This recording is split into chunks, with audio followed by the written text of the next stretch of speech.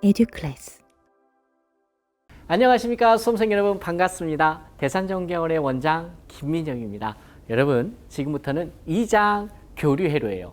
여러분들 1장 직례로 공부 잘 하셨나요? 네, 공부 잘 해주셔야 돼요. 2장 들어가기 전에 1장에 대한 복습이 충분히 돼 있으셔야 됩니다. 여러분들 2장 교류회로에서는 평균 5문제에서 7문제 정도가 출제가 되고 있어요. 그럼 열심히 공부하면 4문제에서 5문제 정도는 맞출 수 있습니다. 물론 실력으로 한 4문제 푸는 거고요. 찍으면 1문제 더 맞추실 수 있어요. 여러분들 한 가지만 좀 부탁드릴게요. 저도 여러분의 합격을 바라는 간절한 마음으로 최선을 다해서 강의를 하도록 하겠습니다. 여러분도 합격을 하고자 하는 간절한 마음으로 최선을 다해서 함께 공부했으면 좋겠습니다. 그럼 지금부터 시작해 보도록 할게요.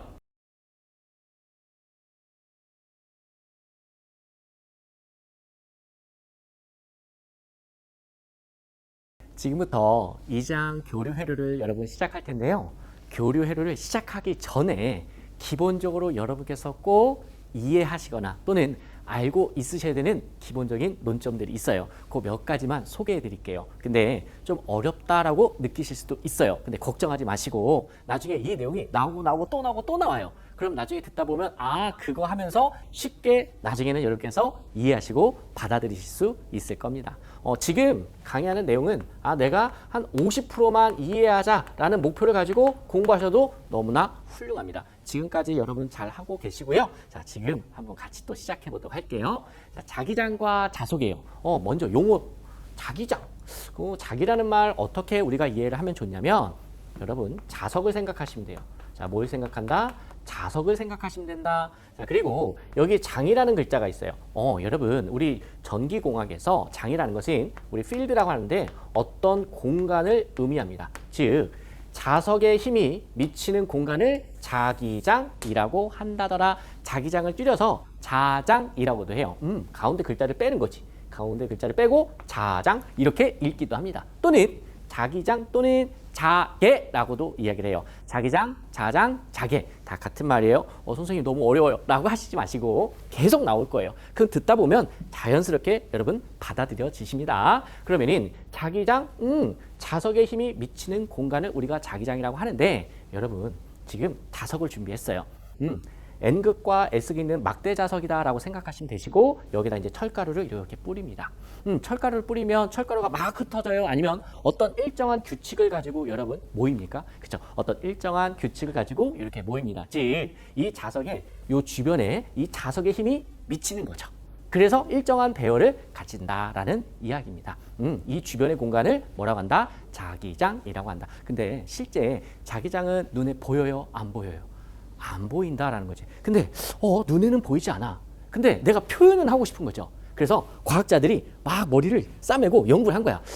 이걸 어떻게 표현하지? 라고 하면서 마이클 패러데이라는 대단한 과학자가 예전에 연구를 많이 했어요. 그래서 어떻게 정의를 내리냐 이렇게 정의를 내립니다. 야, 눈에 보이지 않잖아. 네. 그러면 얘네들이 자기장이 이렇게 눈에 보이지 않는 어떠한 선으로 어떠한 라인으로 존재한다라고 가정하자라고 이야기를 했던 거예요. 근데 그게 이제 나중에는 마저 떨어진 거죠. 그래서 눈에 보이지 않는 이러한 선의 여러 가지 정말 많은 선으로 이루어져 있다라고 가정을 하는 거죠. 그러면은 요 한 라인 이걸 뭐라고 하냐? 자기력선이다라고 얘기하는 거예요. 그러면 보세요. 자기의 힘이 있는 선. 그게 뭐예요? 자기력선이다라는 거예요. 그럼 자기력선이 여러분 많을 것 같아요? 적을 것 같아요? 너무 많겠죠. 너무 많아서 그걸 일일이 하나씩 셀 수가 있겠어요? 없겠어요? 없겠죠. 여러분 머리카락 한번 하나씩 세워볼까요? 쉬워요? 어려워요? 거의 불가능합니다. 그러면 자기력선이 이렇게 많을 텐데 이걸 좀 더 간단하게 표현하자라고 해서 이 자기력선의 묶음, 이 자기력선의 다발을 우리가 자속이라고 이름을 붙이게 되는 거예요. 자, 다 같이 한번 따라해 볼까요? 뭐라고 한다고요? 자속. 자속을 우리가 동그라미하고 이렇게 기울였습니다. 동그라미하고 짝대기 찍 그으면 돼요. 이걸 파이라고 읽어요. 그리고 자속의 단위는 WB라고 쓰고요. 읽을 때는 웨버라고 있습니다. 자, 자, 뭐라고 읽는다고요? 웨버. 아, 그러면 N극과 S극 이 주변에는 자기장이 있는데, 아, 그 주변에는 자기력선이 있는데, 아, 그 주변에는 뭐가 있다? 자속이 있다더라. 이렇게 여러분께서 이해하시면 되는 거예요. 자, 그래서 자기장 또는 자석 이야기 나왔다, 자계 나왔다. 그러면은 여러분 그 힘의 근원은 뭐가 된다? 자속이 된다더라 라는 겁니다. 요거 여러분께서 받아들여 주셔야 돼요. 자, 어떻게 된다고요? 받아들여 주셔야 돼요. 그래서 자속을 다시 기호 동그라미하고 짝대기를 이렇게 그어요. 그리고 단위는 WB라고 쓰시고 읽을 때는 웨버라고 합니다. 근데 이 이야기가 한 번 나오는 게 아니에요. 정말 여러 번 나옵니다. 그러니 너무 걱정하실 필요가 전혀 없으십니다. 그러면 여기까지 해서 자기장과 자속, 일단 감은 좀 어느 정도 오셨나요? 감은? 그러면은 이걸 왜 배우지? 지금 이걸 왜 배우냐를 한번 생각을 해봐야 돼요.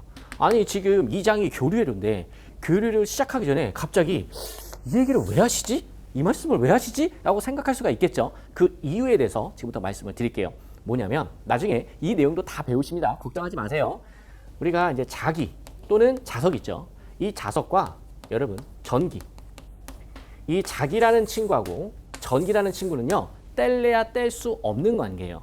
전기가 있는 곳에 자기가 있을 수 있고 자기가 있는 곳에 전기가 있을 수가 있습니다. 이걸 좀 더 쉽게 말하면 자석의 에너지 또는 전기의 에너지는 상호 아주 밀접한 관계가 있다더라. 마치 동전의 앞면과 뒷면처럼. 이 말은 무슨 말이냐? 자기 에너지가 전기 에너지로 바뀔 수 있고요. 전기 에너지가 자기 에너지로 바뀔 수가 있다더라. 그러니까 여러분 사실 미리 끌어와서 말씀을 드리면 3장이 여러분 우리 지금 2장이지만 3장의 제목이 뭡니까? 3장의 제목이 전기 자기학이에요. 아니 제목만 봐도 느낌이 오잖아요. 오죽했으면 전기와 자기를요 한꺼번에 플러스해서 배우겠다라는 거지. 왜 플러스 하는지 느낌이 오십니까? 왜? 얘하고 얘는 뗄래야 뗄 수가 없기 때문에 그렇습니다. 그만큼 밀접한 관계가 있다. 그러니 여러분 이 자석의 이야기가 나오지 않으면 전기자기학이 완성이 안 되는 거야. 그리고 이 내용을 모르면요 나중에 여러분 두 번째 과목 전기기기라는 과목이 있어요. 무슨 과목? 전기기기. 여러분 이 전기기기라는 과목에서요 크게 세 가지를 배워요. 발전기, 전동기, 변압기. 이러한 기기들을 배운다고요. 이런 것들은 이제 시험에 나오는 건데 이러한 기기들이 어떤 원리로 만들어진 거냐? 바로 이 원리로 만들어진 거예요. 그러니까 이 이야기를 할 수밖에 없다더라라는 거예요. 이해되셨나요? 이번에는 전류와 자기장에 대해서 함께 공부해 보도록 할게요. 무슨 말이냐? 전류가 흐를 때 주변에 자기장이 발생한다. 오, 자석의 힘이 생기는 거죠. 어디에? 그 주변에.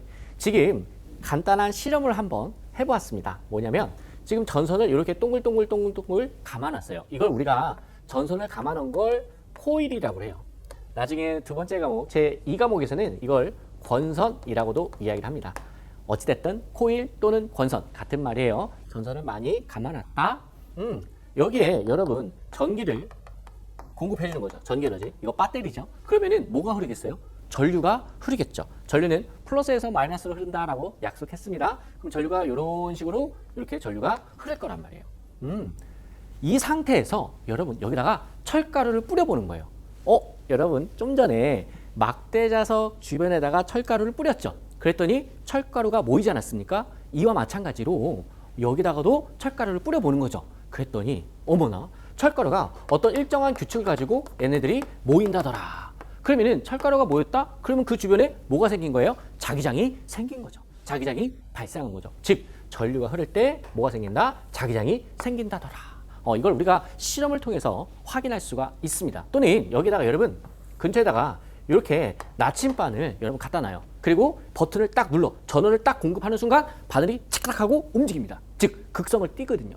N극, S극으로 얘가 돌아간다라는 얘기예요. 그럼 나침반이 움직였다는 것은 그 주변에 뭐가 발생했다? 자기장이 발생했다. 도선의 전류가 흐를 때 이 자기장이 발생하는 그 방향에 대해서 이야기한 과학자가 바로 앙페르라는 사람이에요. 그러면 간단하게 이렇게 한번 정리를 해볼게요. 전선에 또는 도체에 전류가 흐르면 그 주변에 뭐가 발생한다고요? 그렇죠. 자기장이 발생한다 또는 자장이 발생한다 또는 자계가 발생한다라는 친구예요. 여러분 우리 전류의 단위가 어떻게 쓰죠? A라고 쓰고 읽을 때는 암페어였죠. 즉, 요 관계를 잘 설명한 과학자가 앙페르라는 과학자예요. 그분의 이름을 따서 암페어라고 읽는 겁니다. 뭐 이랬든 저랬든 도선의 전류가 흐를 때 자기장이 발생한다. 오케이. 여기까지는 이해되셨죠? 받아들이시는 거예요. 자, 그 다음에 이걸 유심히 본 거야. 그리고 또 다른 과학자가 그래? 알았어. 야, 그러면 까꾸로는 안 되냐? 자기장에서 전류를 얻을 수는 없을까? 바로 그 유명한 마이클 패러데이라는 분이 이걸 또 연구를 했습니다. 그분이 연구한 건 거꾸로예요. 자기장이, 즉 자석의 힘이 미치는 공간에서 내가 뭐를 얻고 싶은 거야? 전기 에너지를 얻고 싶은 거죠. 즉 전류가 흐르게끔 만들고 싶은 거죠. 이걸 이제 열심히 연구한 거죠. 그걸 우리가 뭐라고 하냐? 전자 유도 현상이다라고 이야기를 해요.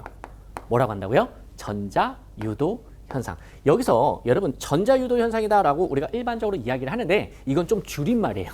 우리 원래 과학자들은 말 잘 줄여서 씁니다. 요 전자 유도 현상에서 요 전자는요, 전자기라는 말을 줄여서 우리가 시험에서도 그냥 전자 유도 현상이다라고 이야기를 하는 거예요. 전자기, 전기와 자기, 즉 전기와 자기의 그 밀접한 관계를 설명한 게 바로 전자 유도 현상이다. 다시 한번 자기장에서 뭐를 얻어내는 거예요? 전기 에너지를 얻어내는 거죠.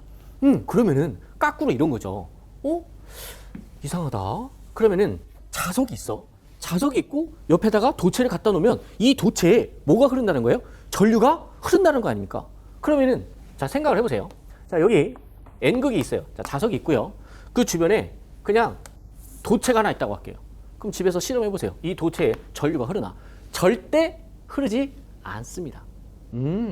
대신에 이러한 여기에 도체에 전류가 흐르려면, 여기에 전기 에너지가 유도가 되려면 어떤 조건들이 있다더라. 그 조건에 대해서는 이 칠판 지우고 나서 다시 한번 설명을 드릴게요. 수험생 여러분, 전자유도 현상 배워보도록 할게요.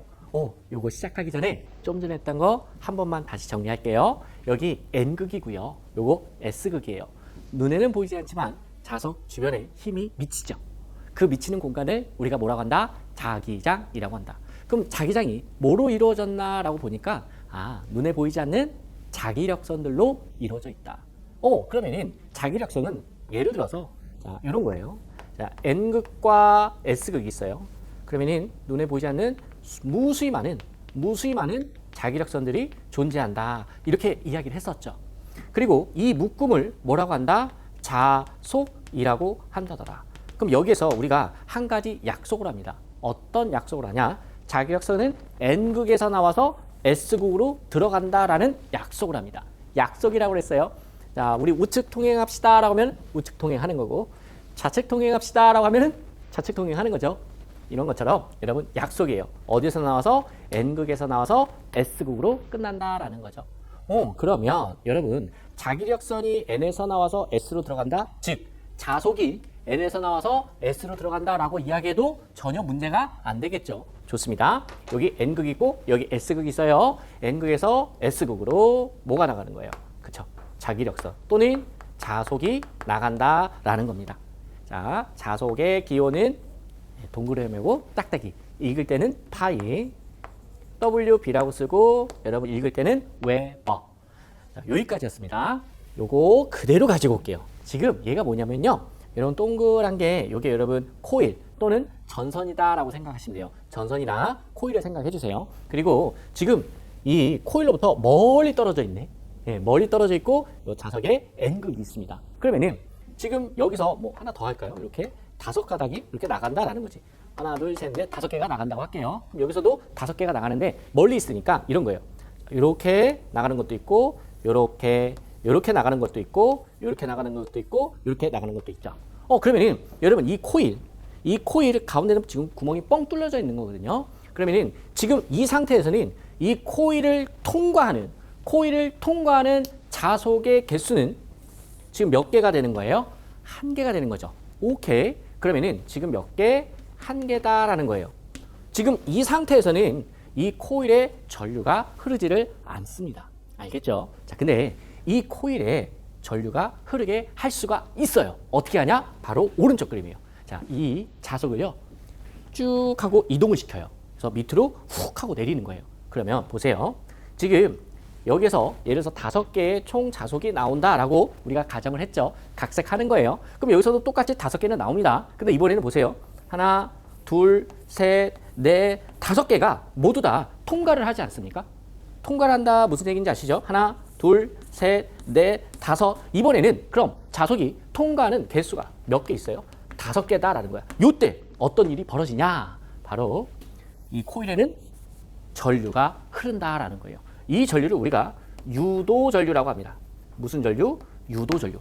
유도전류가 흘렀다는 것은 전압이 발생했기 때문에 전류가 흐르는 거예요. 그때 발생하는 전압을 유도전압 또는 우리 앞에 1장에서 배웠죠? 유도전압을 다른 말로 하면 유도기전력. 뭐라고요? 유도기전력. 그래요. 자, 유도전류가 흘렀다. 즉 유도전압이 발생했기 때문에 유도전류가 흐르는 거다. 그러면은 이러한 관계가 성립이 되려면 반드시 조건이 뭐가 필요한 거예요? 즉 자속이 1개가 있다가 5개가 되는 이걸 우리가 뭐라고 얘기하냐? 자속의 변화.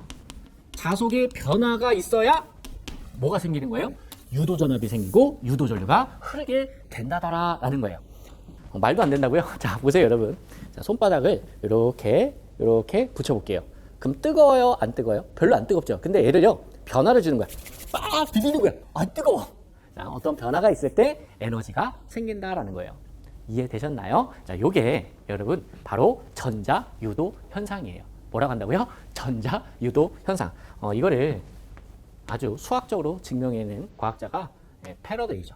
누구라고요? 패러데이. 나중에 여러분 이 전자유도 현상에 대해서는 전자기학 파트에서 아주 자세히 다룹니다. 또 어디에서도 자세히 다루냐? 전기기기라는 과목에서도 자세히 다룰 겁니다. 그러니 여러분들은 걱정하지 않으셔도 된다더라. 아시겠죠? 고민하지 마시고 지금 바로 에듀클래스 홈페이지에 접속하셔서 교재를 구매하시면 됩니다. 여러분 지금부터 딱 3분만 시청해 보세요. 영상을 시청하시고 에듀클래스와 함께 공부하시는 수험생분들은 반드시 합격할 것입니다. 수험생 여러분, 저희가 설문조사를 했는데요. 시험에 떨어진 수험생분들에게 왜 떨어졌는지 그 이유를 한번 여쭤봤습니다. 근데 이 팩트 있게 전달을 하니 약간 말이 거칠더라도 여러분 넓은 마음으로 양해를 해주셨으면 감사드리겠습니다. 가장 많았던 이유 중에 하나가 첫 번째가 공부만 하면 급격히 피곤해진다예요.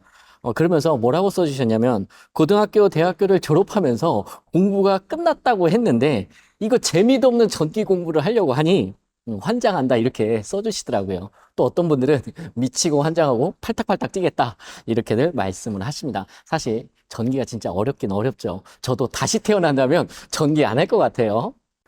두 번째 카테고리는 저도 이걸 읽으면서 조금 긴장하면서 읽게 됐어요. 이게 팩트 있는 문장을 그대로 읽어드리면 이런 거였어요. 사기당한 것 같아서 공부할 맛이 안 난다. 그리고 가로 열고 닫고 진심 개빡침. 이런 말을 좀 쓰면 안 되지만 한번 있는 그대로 한번 표현해 봤습니다. 이 내용을 저희가 분석해 보니까 이런 내용이더라고요. 어떤 이제 수험생분들이 큰맘 먹고 교재하고 온라인 강의를 이제 구매를 했어요. 이제 신청을 했겠죠. 그리고 이제 공부를 하려고 하는데 강사가 자기 혼자 떠든다든지 아니면은 수험생의 눈높이에 맞지 않고 수업을 한다든지 그러니까 이해가 안 가는 거죠. 그다음에 이제 세 번째는 책과 강의가 따로 노는 거죠. 책은 책대로, 강의는 강의대로. 보통 이제 여러분께서 기대하시는 기대치가 있을 텐데 어떤 그 기대치에 미치지 않는 것 같아요. 그러면서 어떤 분은 마지막에 이렇게 결론을 내주시더라고요. 저희가 그 문장을 그대로 갖고 오면 눈탱이 맞은 것 같다. 저도 두렵습니다. 저희는 여러분들께서 이러한 감정이 들지 않게끔 공감하면서 정말 최선을 다해서 컨텐츠 그리고 교재를 만들도록 하겠습니다. 세 번째인데요. 사실 저희도 이 설문조사를 진행하지 않았다면 이 세 번째 이유가 이렇게 크게 많은 분들이 고민을 하시고 걱정하시는 줄 몰랐을 거예요. 저도 반성을 합니다. 뭐였냐면 되게 간단해요. 자격증 취득 후 진로에 대한 확신이 없어서 이걸 쉽게 표현하면 자격증을 진짜 따야 되나? 여기에 대한 고민들이 정말 많으시더라고요. 여러분 걱정하지 마세요. 이 부분 저희가 시원하게 날려드리도록 하겠습니다. 수험생 여러분, 이 중에서 몇 개가 공감이 되시나요? 만약에 단 한 개라도 공감이 된다면 고민하지 마시고 지금 바로 에듀클래스 홈페이지에 접속하셔서 교재를 구매하시면 됩니다. 수험생 여러분, 저희와 함께 하시면 반드시 합격하실 것입니다.